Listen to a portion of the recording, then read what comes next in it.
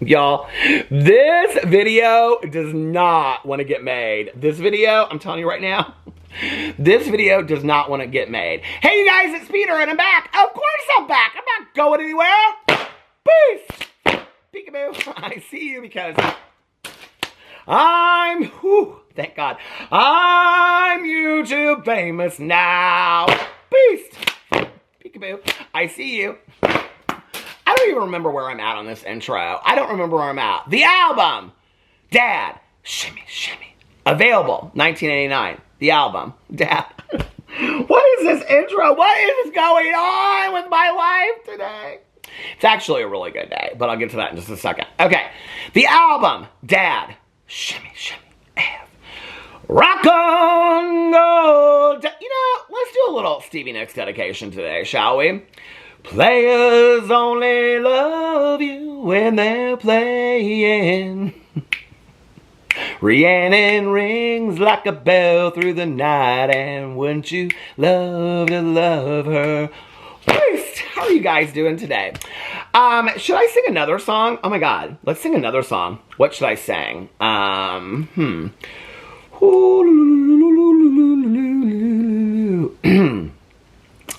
Well, damn it, Jan. Let me just tell you what has happened with this video, okay? First of all, I just put on my lip gloss before I put on my lip balm, okay? So we're gonna have to wait for that to wear off.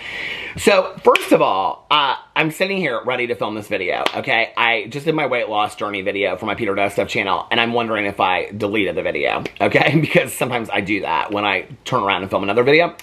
Then I'm sitting here, and as I'm getting ready to start, fanning, ready to like, hey you guys, it's Peter, and I'm back. Of course I'm back.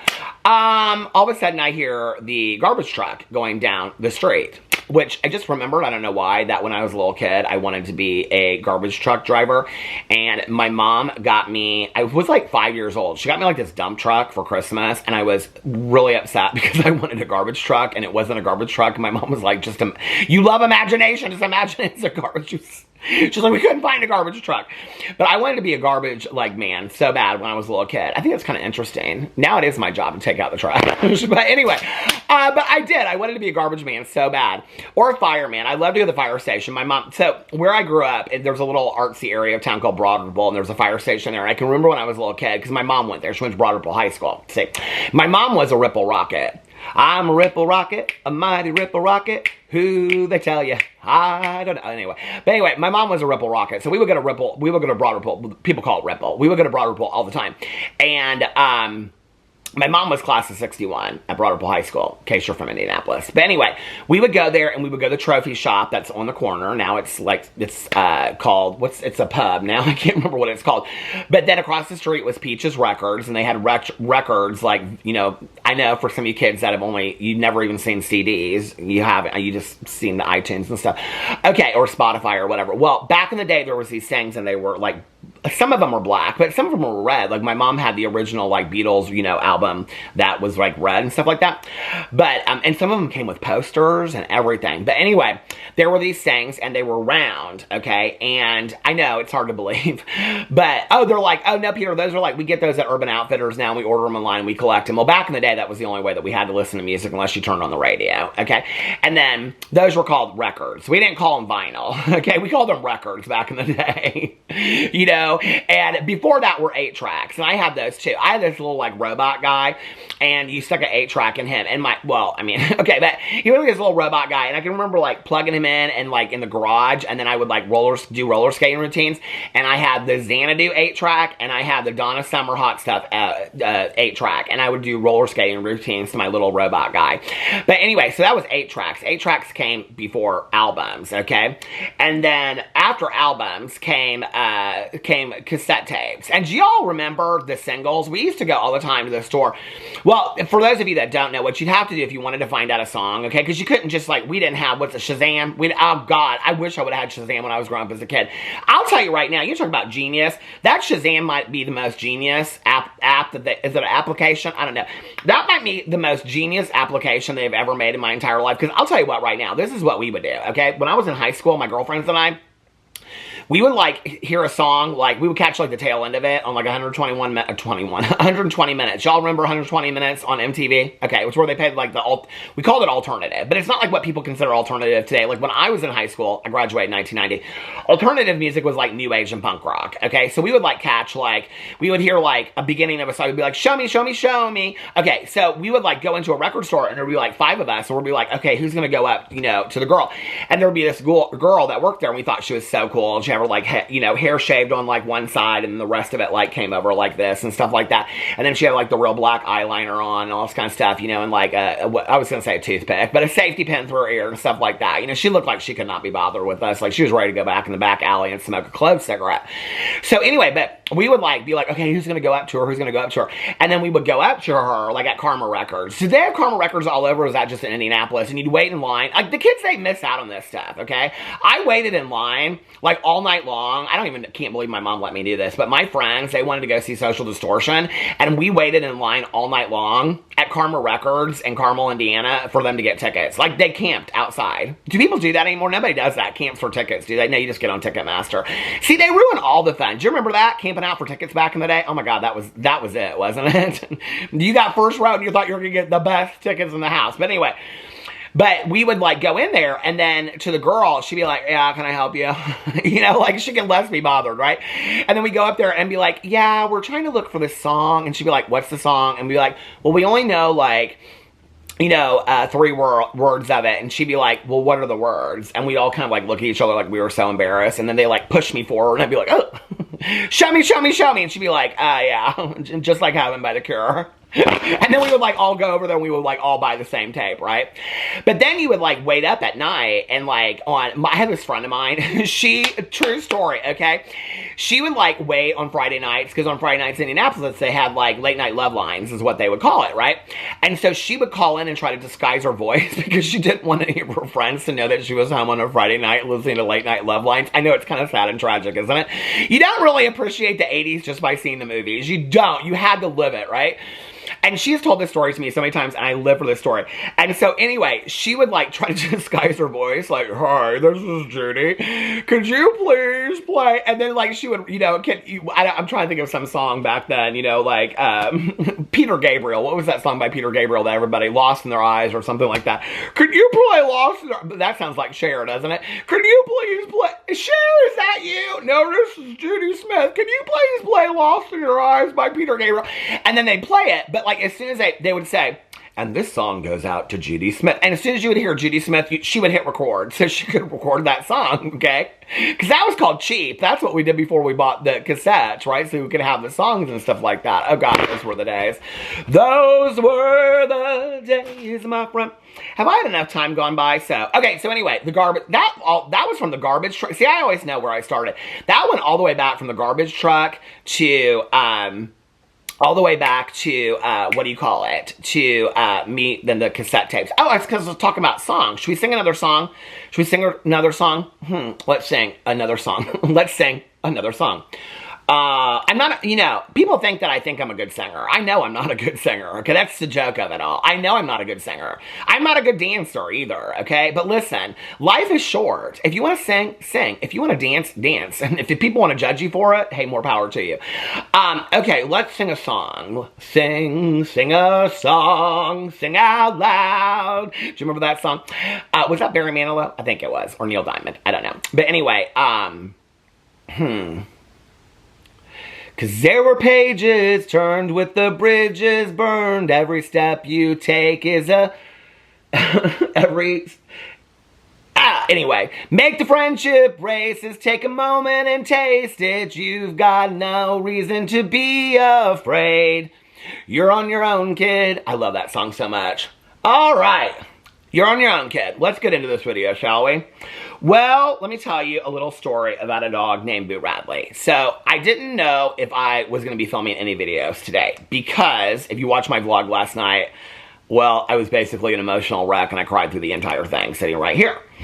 Our dog Boo Radley has had a hell of a week, okay? And we were at the emergency vet the other night, trying to get into our vet. I mean, it just was madness. And last night, my vlog, I said, I felt like I had 50% hope and 50% like I thought like he was just slowly winding down.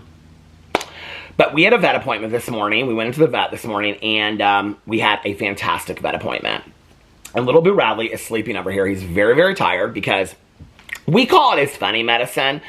But he has to, the night before he gets blood work done or anything, because he's like so like nervous, he doesn't like all that.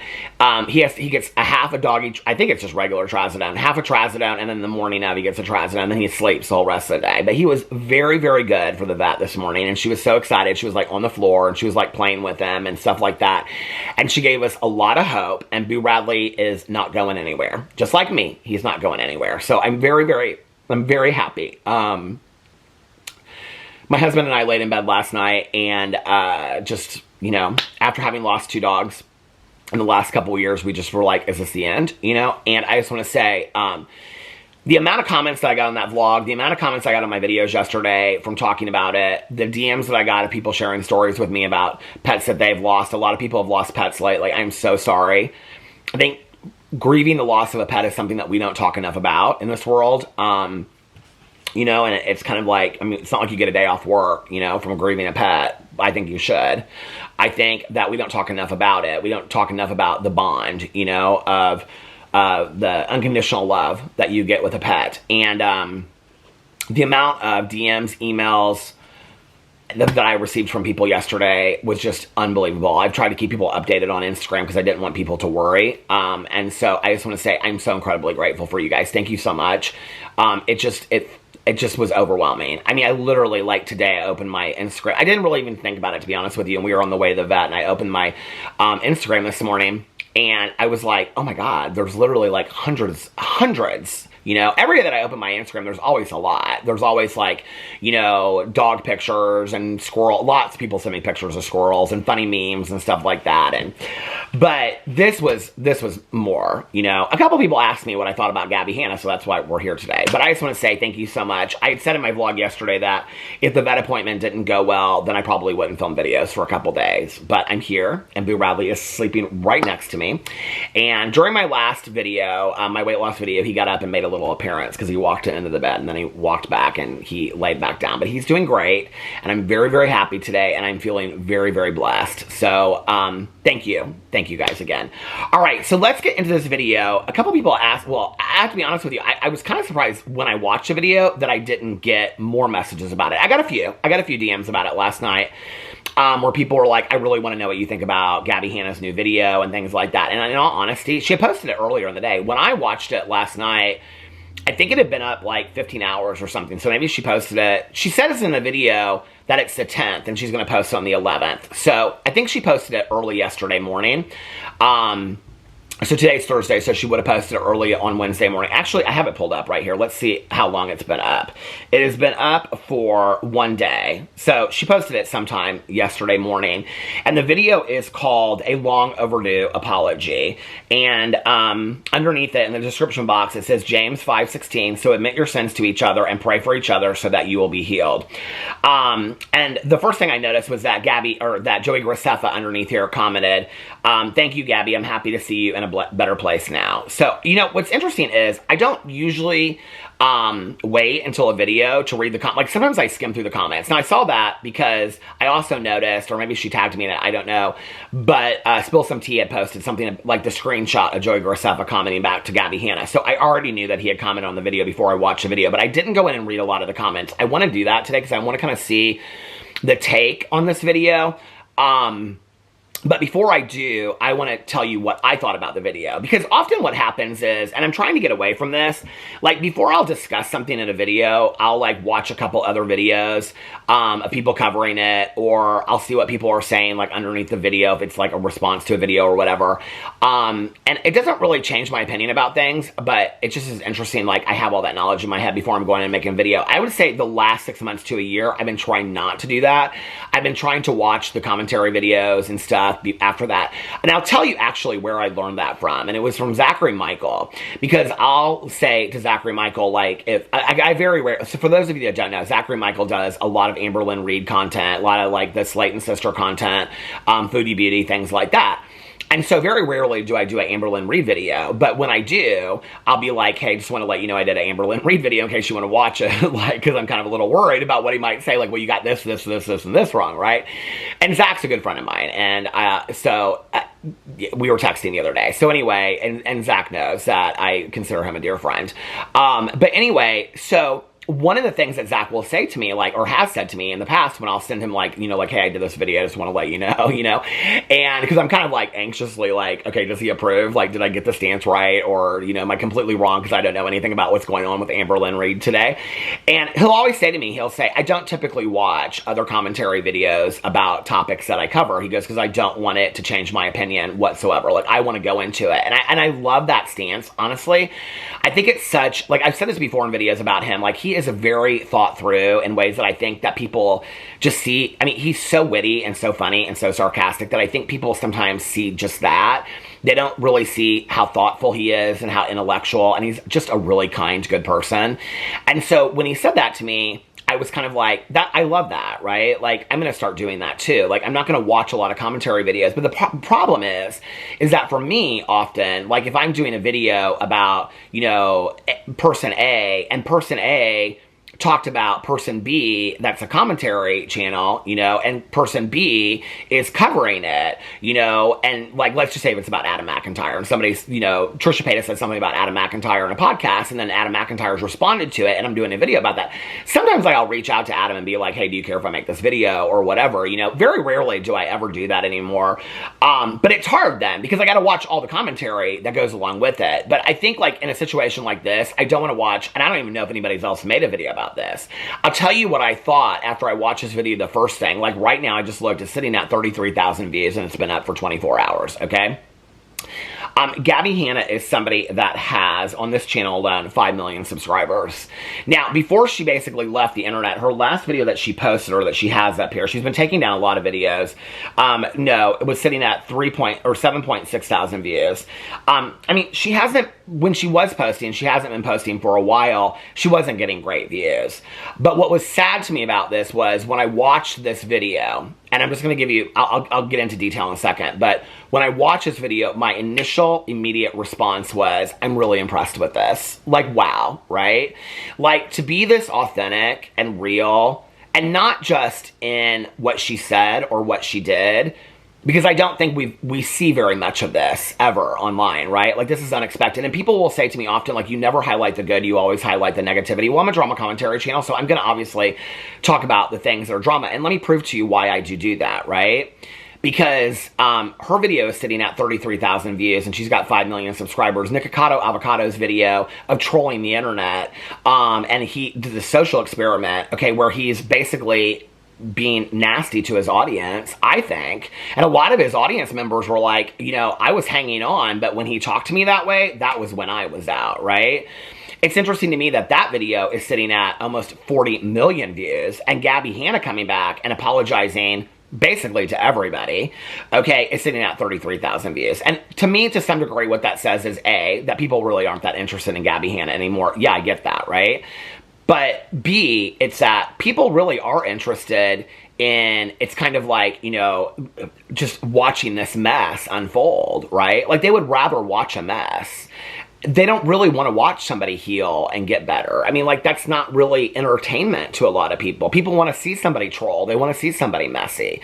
So when people ask me, on this channel specifically, well, why do you only cover this, or why do you only cover that? Like, why don't you make a video? Who would watch it? I did a video yesterday, and I did the video for me, okay? But I did a video yesterday, a Q&A with my cousin, okay? And people all the time are like, I watch you just for you. That's one of my lowest viewed videos ever on my channel. And that's fine. I did it for me. I'll have that forever for just that interchange between my cousin and I, right?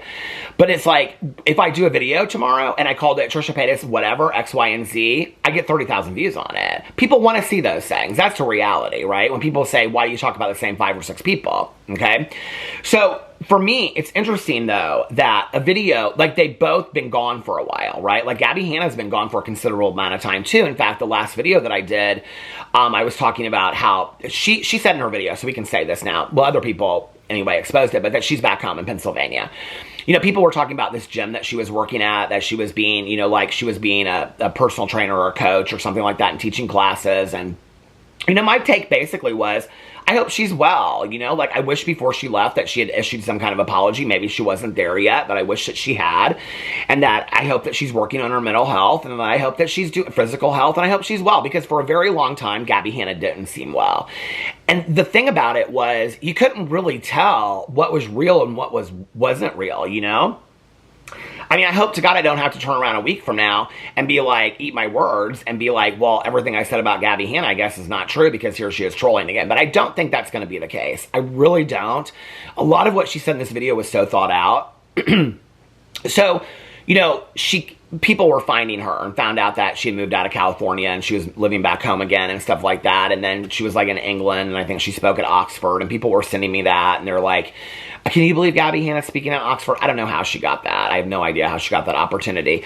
But I don't, you know, I didn't watch any of that. I didn't follow it on phone, and I thought nobody's going to care about it, right? So I didn't cover it over here. But a lot of people, like, you know, a lot of people send me stuff about GABBIE HANNA on a pretty regular basis because I've covered her pretty extensively in the past, and people know that, you know, I've had my history of talking to GABBIE HANNA on the phone and things like that. And and I covered GABBIE HANNA and her doing all these videos, this series where she basically was telling truths on everybody.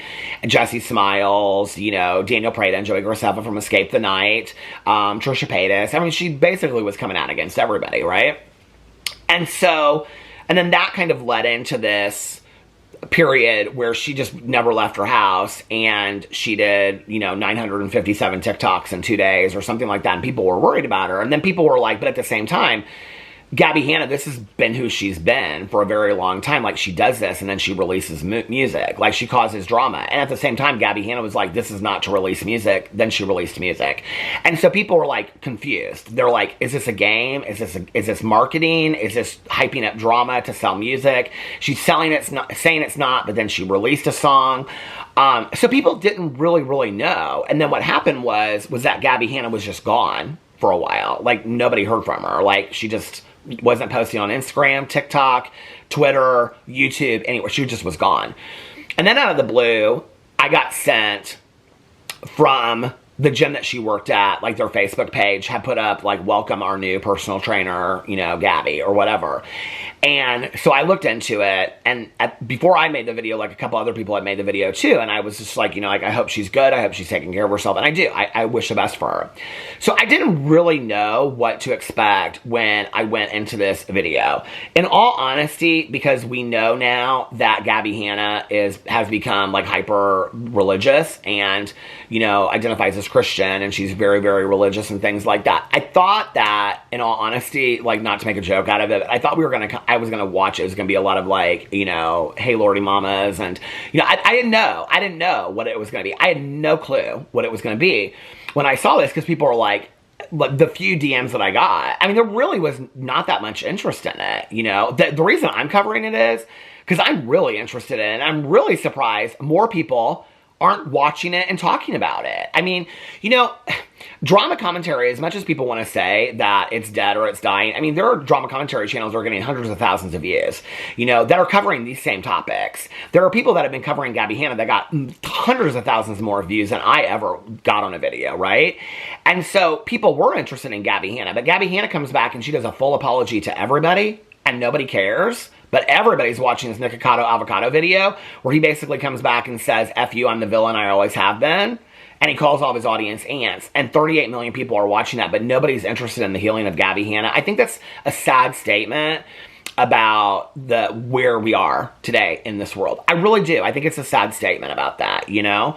And so I watched this video last night. So she goes in the video, and it's one of the most genuine videos of GABBIE's that I've seen probably since, like, her story times and when she first started on YouTube, which I didn't realize. Like, she said it was her 10-year anniversary of being on YouTube. I've been on YouTube 8 years. I think it's kind of interesting that GABBIE and I came around out at the same time. I thought she'd been on YouTube a lot longer than me, but she'd been on Vine before that. So it's an apology video, and she goes in, and she doesn't say anybody specific, okay? And I'm going to say right now that I know that there are going to be people that are going to pick this apart and say, well, she should have specifically said this person. She should have specifically said Joey Graceffa or this person. I think people probably would expect that I would say that, okay? That being said, there are a lot of people, Trisha Paytas is a good example of this, okay, that I have wished would come out with some form of apology to groups of people. You know, I've said that for years with Trisha Paytas, that she could, you know, apologize to all these different communities that she has offended. You know, there are specific people that she needs to offend, but there are groups of people that she needs to offend, right? And, or that she's offended that she needs to apologize to. And, you know, and I'm thankful that Trisha Paytas is in a happier place today, and that her marriage seems very happy, and she seems like she's a happy mother, and that she has moved, you know, past all that kind of stuff. But I don't know that I feel like she's ever... And people are like, well, you have to look for it here and you have to look for it. I'm talking about a dedicated video. This is an example of what I've been talking about. This is a dedicated video, okay? This is a dedicated video that GABBIE HANNA did. When I talk about Trisha Paytas coming out with a dedicated video, and people are like, nobody does that. Well, GABBIE HANNA just did that. Nobody cares, okay? And I'm not comparing the two, and I know that GABBIE HANNA and Trisha Paytas had issues, and I don't know that if Trisha Paytas accepts GABBIE HANNA's apology. It's not mine to accept anybody's apology from GABBIE HANNA in this, you know, this video or whatever. And I don't include myself in the list of anybody that she's apologizing to, because I don't think that she ever really greatly offended me, if you want to know the truth. I really wish, you know, she would have come out and clearly stated some things at some point or another, but I guess at this point we'll never know, because she's kind of moving on from that. But, you know, from years, it's like, this is what I've always said is so easy just to do, right? Like, just come out, especially from people like Trisha Paytas and Daniel Prada that have both gotten videos and said it's just so easy just to get in. I mean, they both said that. I can remember the videos where they did it. Trisha Paytas was sitting in a parking lot doing a mukbang, like hour, half an hour or whatever, just kind of talking video. Daniel Prada was driving on the road, and two separate videos, they both talked about just address your stuff, take ownership over it, and move on with your life. But they seem to both have difficulty doing that. Not to mention a lot of these other people that I've talked about, right? And so when I watched this, I was really impressed.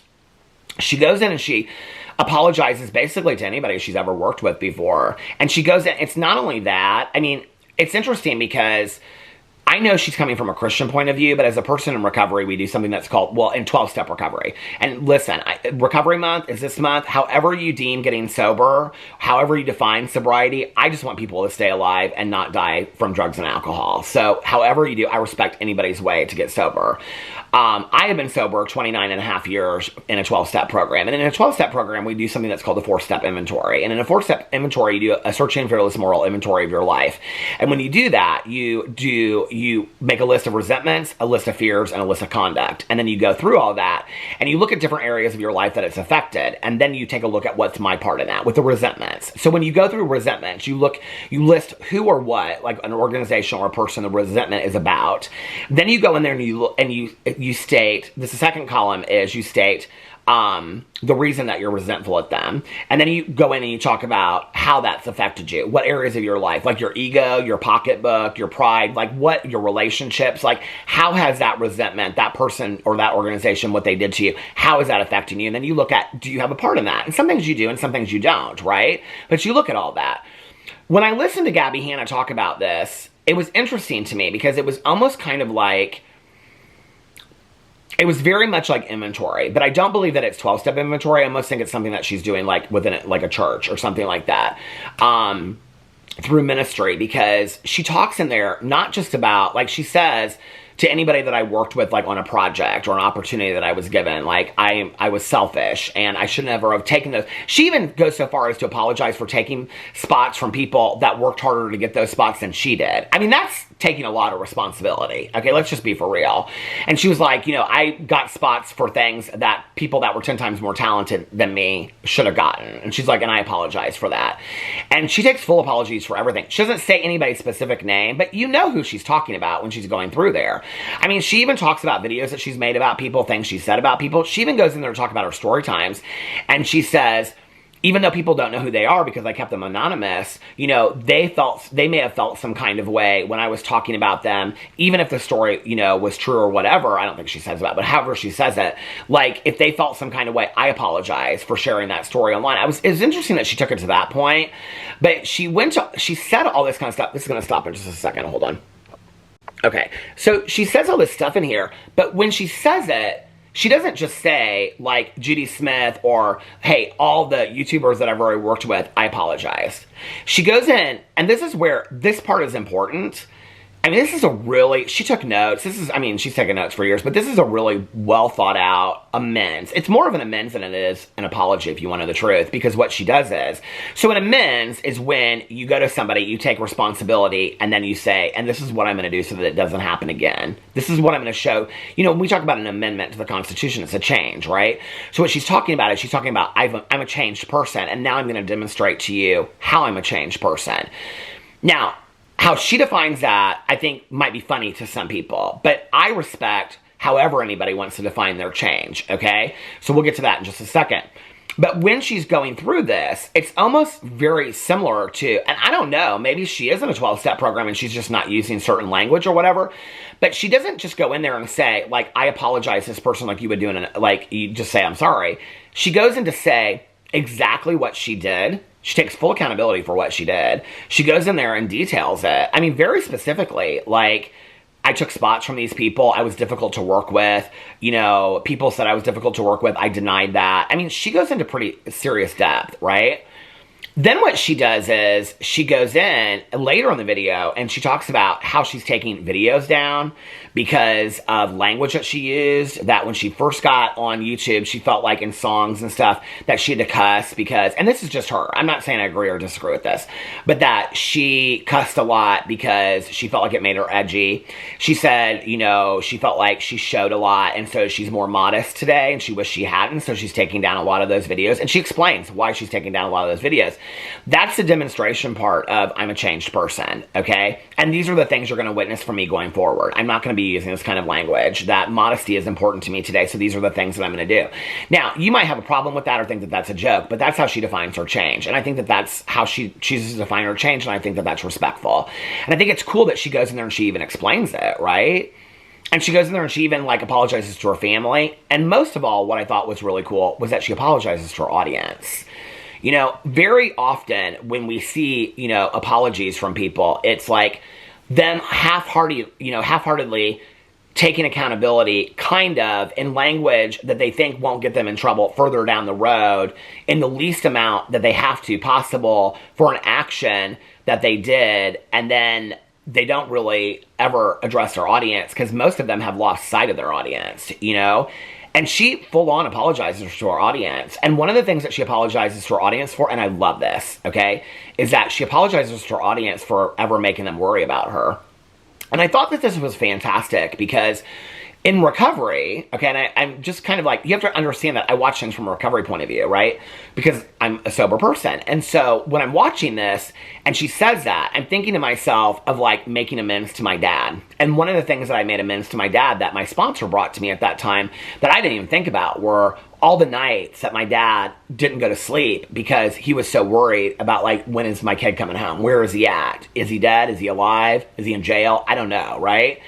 And that was something that didn't even occur to me, you know, on my own. Like, that I made people around me worried. I made friends of mine worried about me with my drinking and my drug use. That I made family members worried about me, you know? It wasn't, I perceived it at that time that they hated me, that they were angry at me because of that. But that wasn't it at all. They were worried about me. They loved me. They cared about me. And I think that that's what's so cool about this moment is that GABBIE HANNA realizes that she's pushed a lot of people away that loved her. And they really worried about her. And what she saw at the time was hate. And I relate to that because when I got sober, I felt the same way. What she related to as hate was really people being fearful for her. And she takes responsibility for that. And that's hugely, hugely powerful, right? And I'm sitting here, and I have to be honest with you, watching the video, I was thinking to myself, I feel like I need to reach out to GABBIE HANNA, and I have some things I need to say and whatever. And right as I was saying that, she looks and she goes, and for anybody out there that's thinking that they want to issue an apology for me, she's like, we're good. She's like, we are good. All is forgiven. And I was like, wow. You know? Wow. Because, you know, in the last year, a lot of people, you know, like a year ago, I had a lot to say about certain things. And it was my standing up for myself era and stuff. And a lot of people today will be like, you know, you haven't talked about it in a while. Like, what do you think about it? I'll tell you what I think. I hope the world is kinder to the people that have done those things than they have been to me. That's what I hope. I hope that the world is kinder to you. I hope the world is more loving to you. I hope that you are found with more love and kindness than you found it in your heart. And I'm not saying that as like a bitter thing. I really do. I don't, you know, one of the things that my friend Tanya Jean says to me all the time, we're both sober, is she says, I don't have the luxury of living with hate in my heart. And I co-sign that. I don't have the luxury of living with hate in my heart. I can't. Hate for me could lead to a drink. It could lead to a drug. It could, you know, lead to major depression for me. I don't have the luxury of living in hate. To watch a video like this where she comes out and she takes accountability for her actions, and there's going to be a lot of people that are going to say it's a little too little too late, and maybe it is for them. It's not my apology to it. I'm just telling you what my perception of it is as an observer of GABBIE HANNA for 8 years. To take responsibility for all this, to take accountability, to apologize, to say to anybody out there that feels like they need to owe me an apology, all's good, you know? And then to talk about how she wants to do a cover of, you know, this like Christian song, and you can just see her heart is light. You can. There's a heaviness that's gone from GABBIE HANNA. For the last couple of years that I covered GABBIE HANNA, there was a heaviness around her. There was a true heaviness. It reminds me of when I was watching, you know, Deaf Noodles the last like 2 years. There was just a heaviness around him when you would watch it. It was like exhausting to watch almost, you know. And there was GABBIE. That was GABBIE. And it was kind of like, you know, she would talk about creativity, and I'm like, sweetie, like creativity is supposed to be cathartic, like not like, you know, I mean, some creativity is, you know, mind-boggling and whatever, but like this is like driving you into a dark place, and I was worried about GABBIE, you know, and but at the same time, because of so much that she had put out, it was like, do you worry? Is it a joke? Is she trolling? Is it real? I mean, you never knew with her, but this seems sincere to me. She's already taken down a lot of her videos. This seems very, very real to me. I think it says a lot. I have a lot of issues with Joey Graceffa, okay? I wish that Joey Graceffa would come out and address the Colleen Ballinger situation. Now, Joey Graceffa was somebody that didn't want to address certain things in his life because he was so afraid of how his audience would perceive it. I know that as a fact, okay?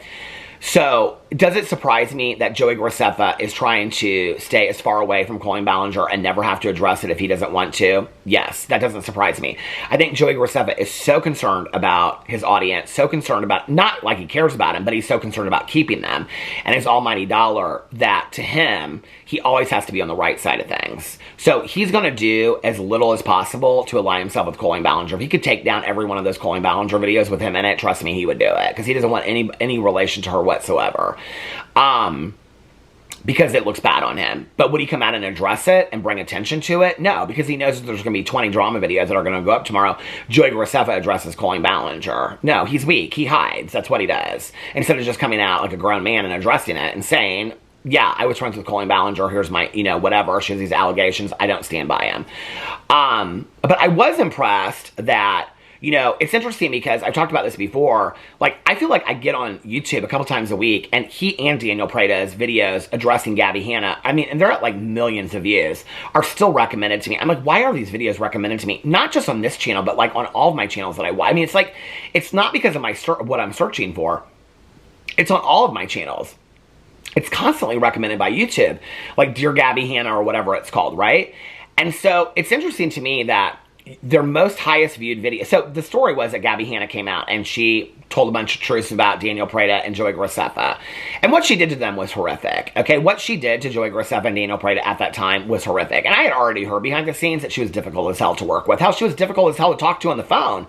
That was an hour and a half of my life or something like that. I couldn't get her off the phone. She was so difficult. So to work with on set, I can't even imagine. And the stuff that she said about them, I felt like that was horrible, right? You know, this is where I think it's hard for people. It's like, well, you take this stance about Joey with Colleen. Like, that's where people are like, you hate him. I don't hate Joey Graceffa. If Joey Graceffa called me up tomorrow and said, do you want to go have lunch and talk about things? I'd say, I'd love to. Let's go down and sit. Let's go and sit and talk about things, okay?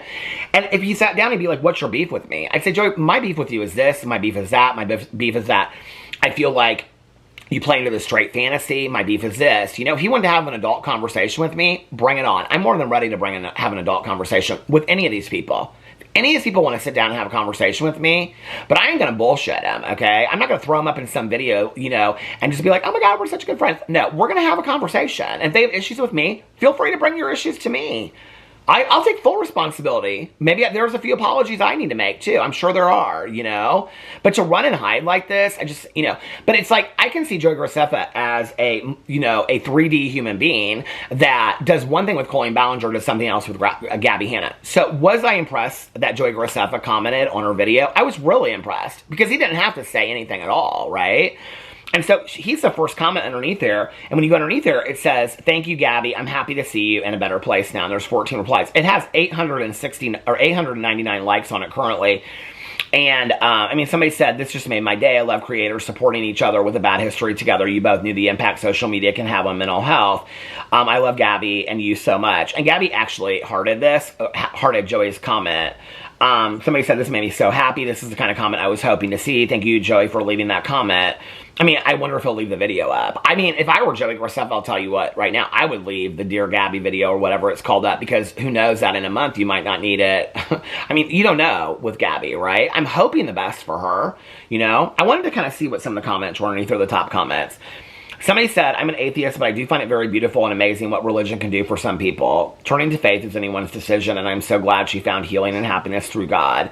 So, you know, here we have a Christian and an atheist commenting on a Christian's video, and bless you, Boo Radley, and they're both able to kind of come to a common place. We have Joey Graceffa, and bless you, Boo Radley, Joey Graceffa and Gabbie Hanna that used to be at horrible odds, now coming to a common place underneath Gabbie Hanna's video. I think that's pretty amazing. Somebody said, "I can say from experience, letting go like this, whether you are apologizing or accepting apologies, brings so much peace to your soul. What a great place for you to be at in your journey." Somebody else said, and that one had 147. Somebody said, "As soon as you sat down, I said, whoa, she looks amazing." She does look amazing. She looks fantastic in this video. Very healthy. I mean, her hair looks good. Her skin looks, and she looks good. And you're, and not in a, this girl says, not in a, your hair looks great or your face or body. It's an aura you have. I agree with that. There's a glow about Gabbie Hanna in this video. Somebody says, 2024, we love accountability. Somebody says, "This feels so healing, even if they never see it. I'm glad you did this." Because it is for her, you know? I think that's the one thing that people don't understand, right? Is that accountability and forgiveness is not for the other person, it's for you, right? Like, we hold on. That's where, like, my friend Tanya, like, I've learned so much from that. Like, holding on to that hate and anger, what good does it do? What good does it do? Especially online, from people that you're probably never going to meet. Like, Gabbie Hanna's never going to meet most of these people, you know, that she's pissed off or done. I mean, the ones that she worked with closely, she obviously did, but like a lot of people, I think that's why it is important for her to say, if anybody, my fans out there were worried about me or were upset with me, like, I apologize to you for making you worry about me or being upset about me. I think that's such a cool moment, right? And I think also what she's doing is she's modeling accountability for other people. And I'm not talking about influencers. I'm talking about all of us watching the video. I learned quite a few things from Gabbie's video. Not about Gabbie, but about maybe a better way to live my life. That's a video for me when there's a takeaway. When there's a takeaway about, wow, like, you know, in all honesty, Gabbie Hanna has done, like, this is the reality, right? This is the real Peter moment. She's done so many, like... She's in so much horrific shit online that for her to come out and just sit down with a notepad in a field next to some tree stumps, you know, and be like, okay, today's my day to make my apology and take accountability for it. I lived for it. It was so simple. It was so authentic. And it was like, okay, I mean, like, there's no fear in it. I mean, she says kind of like, I was kind of scared to do this at the beginning. She says something like that. I can't remember how she says it, but it just was like, it doesn't have to be this big of a deal. Like, I love that she just has this notepad out and she's just sitting there in yoga pants, you know, and she's just like, this is who I am today, you know? And she isn't doing it for all those people. She's doing, that's why she says, and if you feel like you need to apologize, we're good. You don't need to. We're good. I could love that about, I mean, like, that was a moment for me, right? Like, I wanted to say that, like, to people, like, you know, if you ever feel like you need, like, we're good. Like, I own my part. I hope you own your part. We're good today. You know, like, that was such a cool moment for me. Somebody said, having you with us is still an incredible gift. I agree. You know, because if you didn't know, because I didn't know if it was her mental health or if it was trolling or whatever, but if it was her mental health, I was, you know, worried about it. This is interesting. Somebody said, we're in a timeline where Nick Hikato lost the weight, Gabbie apologizes, and Mr. Beast is getting canceled up the wazoo. You know what's interesting? I want to see what the two comments are underneath there. Somebody said, how we switched to a better timeline, this may just convince me. You know what's interesting about that is that, and yes, Nick lost a lot of weight, and that's fantastic for his physical health, I hope. What's interesting to me about that is that I felt like Nick's video was very arrogant, and I felt like he talked down to his audience. And you could still feel that there was a lot of anger coming from that video. I hope that Nick, that maybe that's part of his character, that people say that it is, and that he can let go of that. And the Mr. Beast situation I'm not touching, but GABBIE HANNA, like, this is such a peaceful video, and I'm so happy for her. I really am. I think this video deserves so many more views on it. Like, we need more of this, you know? We need more of this. Anyway, let me know what you think in the comment section below. I love you guys, and I will see you tomorrow. Bye.